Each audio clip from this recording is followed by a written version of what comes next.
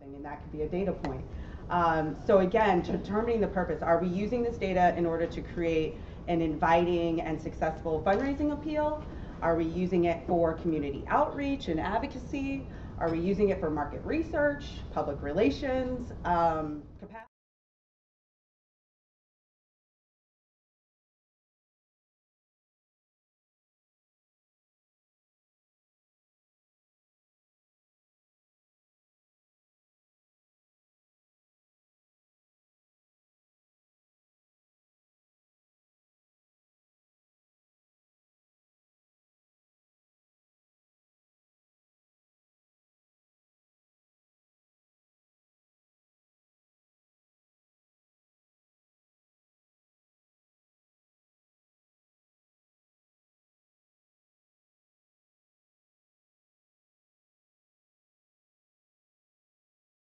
Data within it, and then also fundraising data.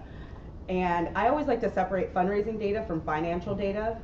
They're both financially based, they're both monetary based. However, the data outputs are very different because the questions asked are very different to initiate any sort of reporting from the two different systems. For instance, a financial data system is usually run off of funds and batches and that sort, whereas fundraising data is, why did this person give to, what was their motivation to give to this online campaign, or to throwing ice on their head, or whatever have you, which concerns me so much. But external outlets. So if you're going to seek, for instance, like community-wide data, or data that is public, and you would not realize how much data is out there about each and every one of us that is public data and that we can access on a daily basis. So I provided a couple of links here, and again, these are going to be all provided so you can take a look, and hopefully we don't have internet access, so I can't click it, but hold on, I tried. Oh no. He didn't like me doing that, apparently. So I'm just going to keep going. So there's data.gov, which data.gov essentially is every bit of information you could imagine about a human being living in this country. Then there's IRIS. I wish I could click on IRIS. IRIS is actually a social impact metrics guide. So for every single cause or sector of nonprofits or the social sector. So for instance, if I wanted to find out how the environment is being impacted, if I wanted to create a report or some sort of measurement on how the environment is being impacted or affected, right now I can go to IRIS and it would essentially give me a complete list of social sector metrics that are very, very clear, they're very clearly defined, etc. And so that's what that is. So you can do it by any sector, by youth, by animal welfare, by any particular sector, and you can drill down into each one of these metrics to find out, again, is that something that your infrastructure needs, and being able to relay that within your organization. And then of course there's urban.org, which is a great resource.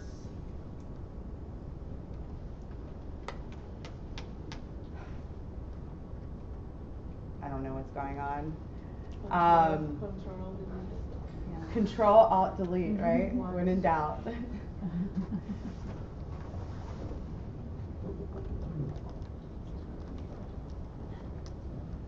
All right. Yay.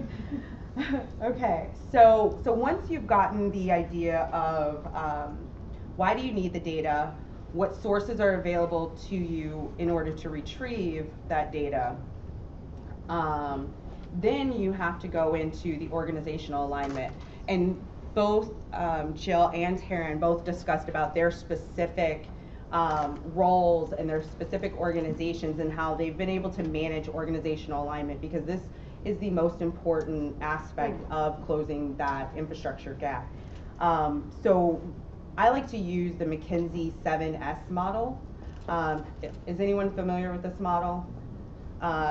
So basically it goes through a 7-step kind of structure of strategy, structure, systems, shared values, style, staff, and skills. Bringing those all into, you know, fruition and really looking at, okay, what do we need in order to not necessarily competitive advantage over the competition. You know, many things that we adopt over here in the nonprofit world come from the for-profit world, so we have to like give it its own translations.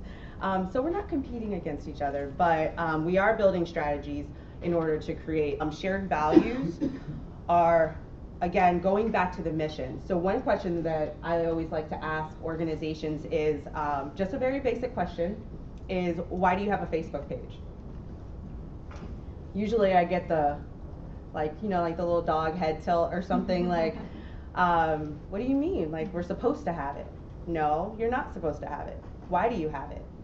Like, what is your end goal of having a Facebook page? Even as a human being, what is your goal of having a Facebook page? You don't have to have it. No one's like force feeding you Facebook.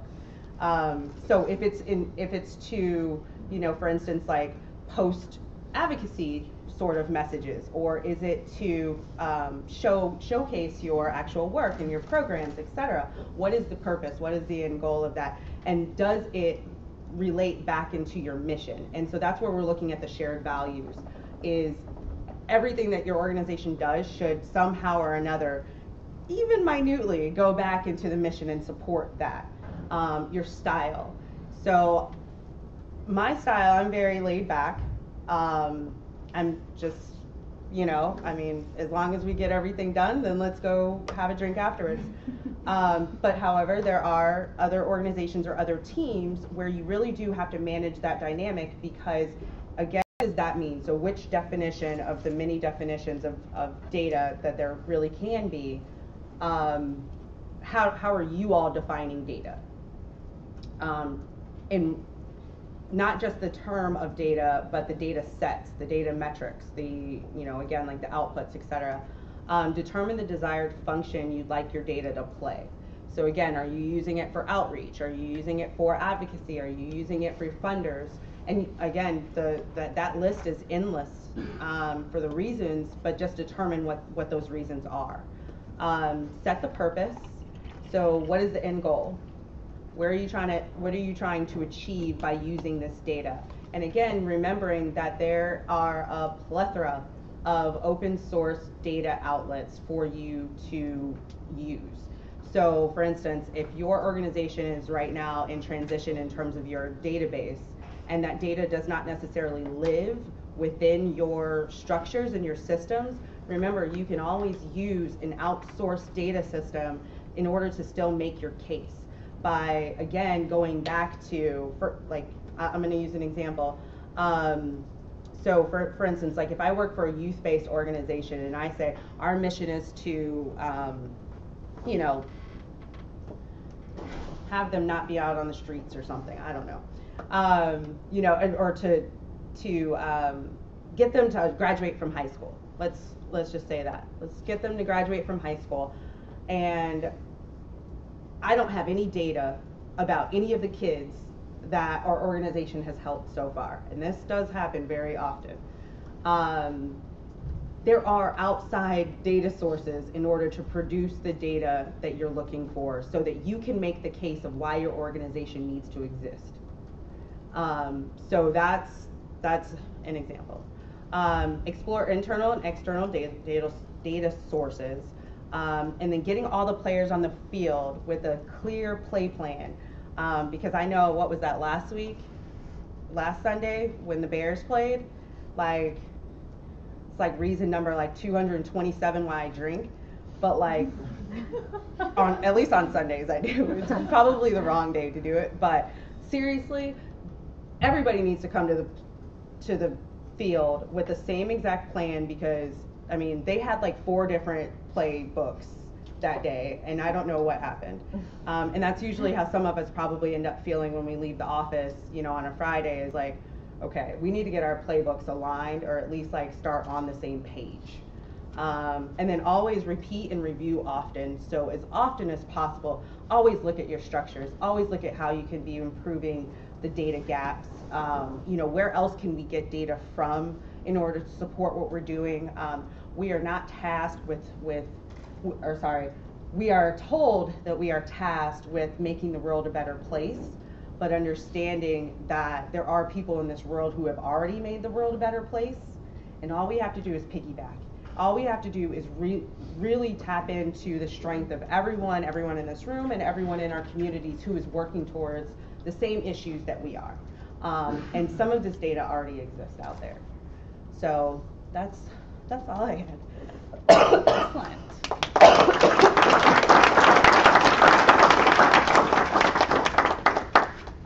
So we'll start with questions and answers. Questions? Nick? So I think that this is one of the most auspicious sessions during the whole conference, because I mean, ultimately the Chicago School of Data, this is infrastructure.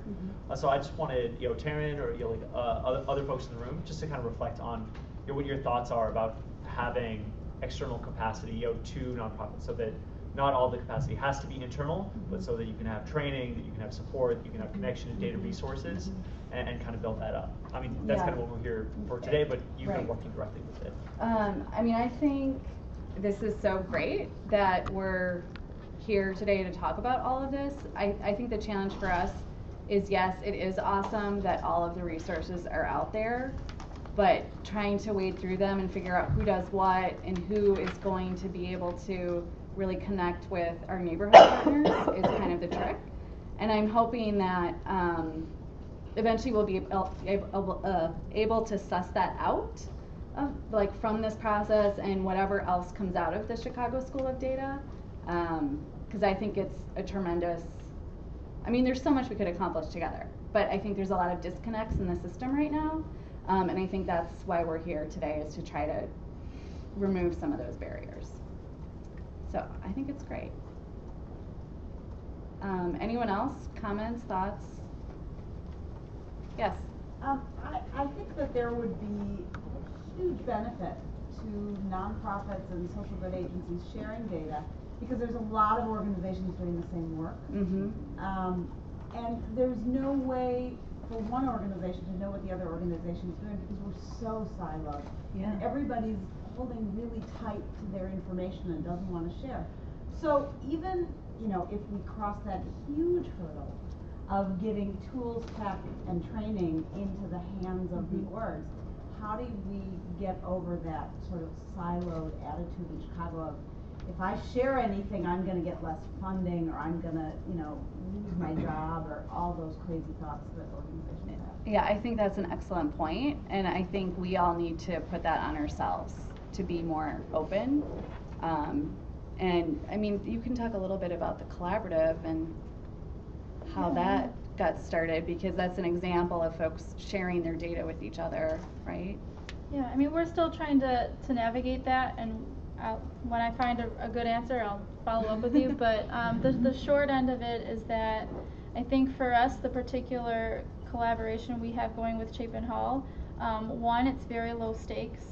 There's a really solid data sharing agreement around it that says how the data can be used and by whom, and who has who needs to review it ahead of time. We've spent a lot of time working together, so I think there's a lot of trust between the partners, and it's a smaller group of partners, which I think also helps in terms of building that trust and rapport. So I mean, that might be one way to do it, is to start it on a smaller scale. But we're not exactly there yet either. We're still trying to work on that. Yeah, I think those are two really important points, that you have to understand that you have to build trust first, and that you have to have real agreements that make sense. There is a consortium of literacy organizations that just signed a lease on property. There's going to be, I think, 55 literacy organizations, including Open Books, that's spearheading it, and they'll have their store there. And that's a really good opportunity to... Absolutely. They already have a consortium that's been up and running for a while, and I know there's a youth media consortium of organizations that might be funded by MacArthur or somebody. I mean, there's all kinds of groups that are there. It'd be really cool to dive into those, for Chapin Hall or whoever else, to dive into some of those groups that already exist, and let data be something that's through those groups. Yeah, and I think we all have to lead by example and put our data out there and be willing to share it with others. Actually, I gave a talk at the Chicago Literacy Alliance. Oh, you did? Yeah, Mike Van gave me the invitation. Cool. But so I mean, a bigger effort that everybody in the city can connect to is if you haven't heard of it, Thrive Chicago is an effort that is sponsored out of the mayor's office currently. It's about a year down the road in terms of bringing, kind of being a really big tent. And there are 5 different conversations that are happening across the youth cradle to career spectrum. And it is early kindergarten readiness. There is enrichment activities, roughly a K-8 conversation. There is graduation. There is college completion. And then there is college and career readiness. So if you're not aware of it, you should look for Thrive Chicago.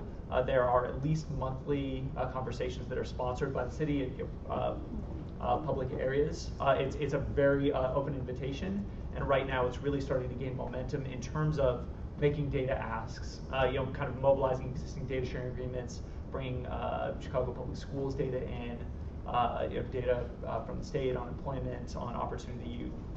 So yeah, it's an underway exactly in that direction. Is that, I think I heard about that from Andrew Means or someone, that there was a program in place to track kids from cradle to college. Is that what that is? That's the Illinois Longitudinal Data System program. The ILDS. I don't know. That's the system where they try to track students from cradle through college, through high school. Thrive Chicago right now is more of a peer network that is taking concrete steps in directions like that. I would also encourage folks to, there are some orgs that really share data, like Free Geek Chicago. When they do a board meeting, it's open to the public, and they do public note-taking and stuff, so it'd be great if more orgs could function like that. I lead the Tutor Mentor Connection, and I've been collecting data on tutor mentor programs in Chicago since 1993, and I've been sharing it on the internet since 1998.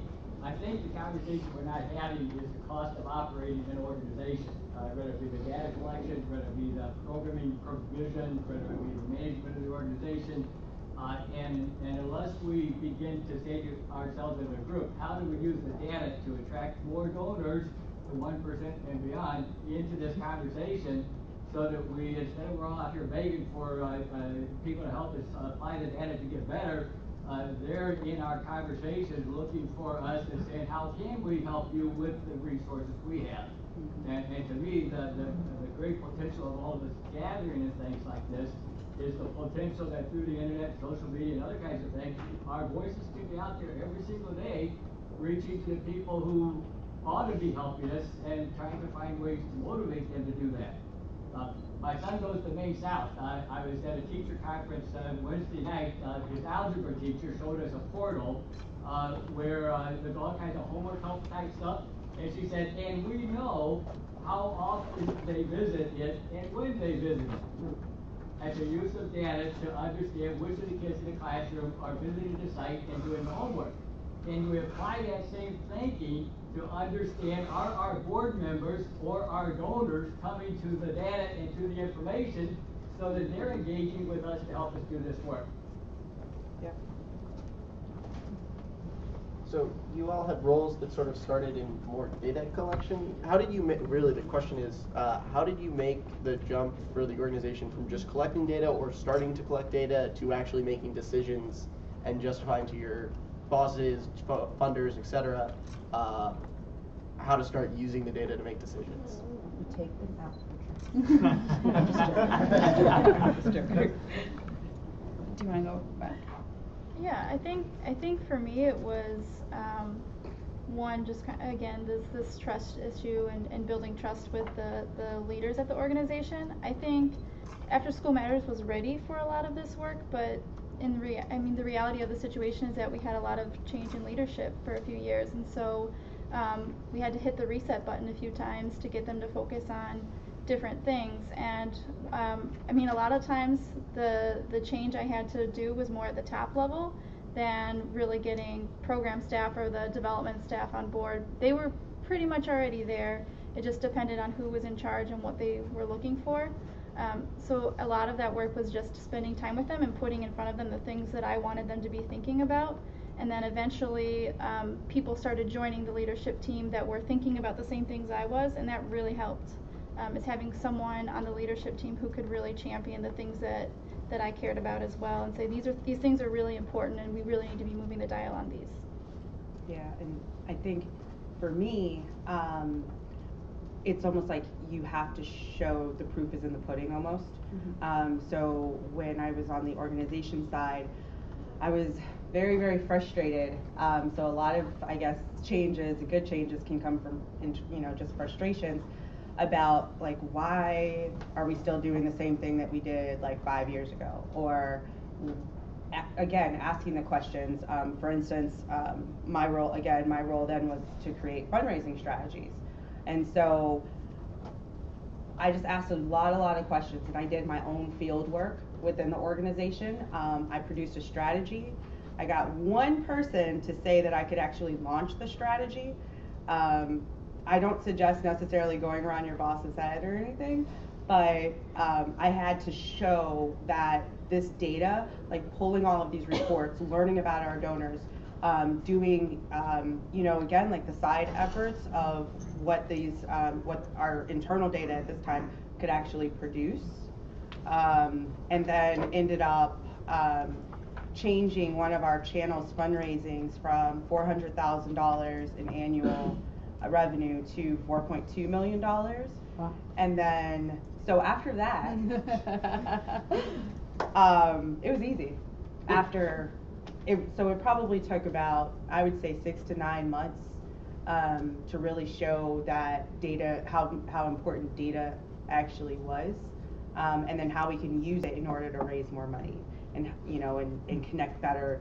Like we also, through this strategy, we also increase retention rates, acquisition rates, so on and so forth. So basically, it was a lot of printing out 11 by 17, spreadsheets with a highlighter and, red pen and everything. But so it was a lot of grunt work. And luckily I had one person. You only need that one person to co-sign you, who has something to do with signing your paycheck at least. And then you can go on and do it, yeah. Yeah, I'd say for me it was very similar. I mean, I had the benefit of having an executive director who was already sold on we need this position in the organization. I can't say that all of my coworkers felt the same way, so I sort of had to prove to them my value.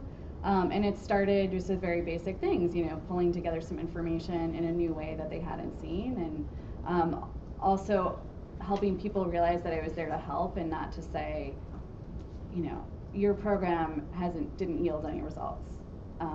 So I've been in an internal evaluation position. Now this is my second job like that, and I think coming to it with a really cooperative framework is a really good way to actually move the conversation in the right direction. So, anyone from the audience? I think this is a good question. What was the question? Can you repeat your question? How do you go from just collecting data to having the whole organization buy in on making decisions with it? So, and for me, that sort of speaks to my experience as well. I work in Heartland Alliance, it's the agency, so we're a very large nonprofit for what we do. We're providing services in a lot of different areas. My focus is with homeless services and employment and refugees and all sorts of different programming that falls within that. And I started, so I started within data collection and data entry administrative things within Heartland, and am now in a data systems analysis position. So I now have those decision-making powers that are very uncomfortable at times to be that person, but I'm there. And part of what got me there was sticking around, first of all, and not leaving. So I now know not only how to use the systems, and I've experienced entering the data into the databases that we're still using, but I've also learned under the people that previously administered them and built the systems that we're required to use and also choosing to use. And now I sit on a lot of the committees that are making decisions around what we're doing with that data as an entire continuum, which is what we're part of. So it's not necessarily that leadership above me has stayed the same. That's changed quite a bit actually, but they see me as someone that has stuck around.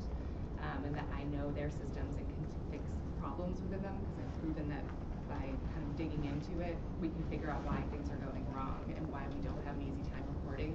And the biggest thing with buy-in from our teams has been that I want to take away the extra hours that they spend trying to manage their data and try to show them or help them cut down the time that it takes to dig through something by hand and try to make the data work for them. Yeah, I mean, that's really key, is making data accessible to everybody in an easy way that they can get at it, to tell the stories that they want to tell. And once you do that, and they see that it's easy to get and that they don't have these conduits. A lot of times if there are all these conduits that somebody has to go through, I need this piece of information to get this report, I need that, and then they're trying to put it together in some way and they don't really. Once you can put it in their hands in a way that they can get at it to tell effective stories, then you kind of get that kind of collective buy-in. Can I jump on that with the notion of, when you talk about everybody, don't forget about the constituents that you serve. I work with college students, so it's important for us to push the data that we collect back out to our students. We use it for social norming. People think everyone's in college drinking. Actually, 80% of you don't binge drink on the weekend. So using data to get it out to your constituents, I think is important. Because then your colleagues will see it too. Because it's not just about decision making, it's also about using data to help change behavior. And all of us are working with people that we want to help influence their behavior, and using data can do that as well. And then that transparency just brings a huge amount of trust to your organization. I just got a question. I think a lot of us have all become kind of self-taught data wranglers. And can you think of a way that learning process can be kind of collectively accelerated? You find out, let me know. Yeah, and I think it goes back to, again, the question of asking why do you need the data, and just again getting down to the specific questions. It's almost essentially like, you know, the 8th grade word problems that I still have difficulties with, but yet I can build strategies from data, which astonishes me. But like creating your own word problem around whatever you believe that you need the data for, whatever the solution is that you're trying to find, and then allowing the data points or the data metrics to tell that story, and you know, to facilitate to that answer. But I don't know if there's like a collective way, just because everyone's minds perceive the data in different ways, or are collecting it for different reasons. I'm even thinking just about developing basic skills. Yeah, we all right. need. You know, again, it's we're all kind of independently trying to figure this out. Yeah, I think for a lot of us it's been trial by fire, but there Totally. are a lot of different organizations or collaboratives that are kind of coming up right now that have meetups and things like that that really try to get at that. I can't speak to them because I'm in grad school, so I never can attend, but I know that they exist. Well, and I think that's maybe something, I'm really glad you raised the point, because I'm teaching myself new stuff all the time, and in some ways I appreciate the process of teaching it to myself, because then I feel like I really learn it. But I do think it would be great if I knew I could call someone and say, hey, have you used this tool before? What do you do with it? Do you find it to be useful to you? And I think that could maybe come out of this network and out of these discussions we're having today. So I almost want to like make a note of that. It's a good idea. I'm sorry, I hate to cut people off, but unfortunately we're out of time for this session. So we wanted to hopefully continue the discussion throughout the day. I also want to hear a round of applause for our guest speakers. So we have 15 minutes to get to the next session. The Illinois and Chicago rooms are both on the 36th floor, so you have to go down the elevator if you want to go to those rooms. We do have beverage stations set up on each floor, so your Thursday evening. Thank you. Yeah, good job. Session 6-1 is on data. Oh, great. Thanks, Adam. Session 6-1 is on data. That's where you get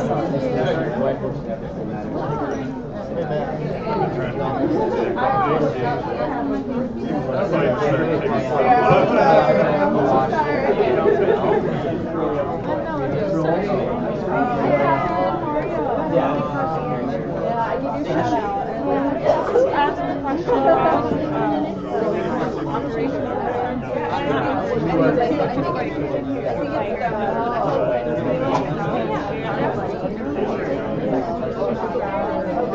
Yes, nonprofit. Do you mind if I give you a quick interview? Okay, hi. I just saw you. We covered a lot.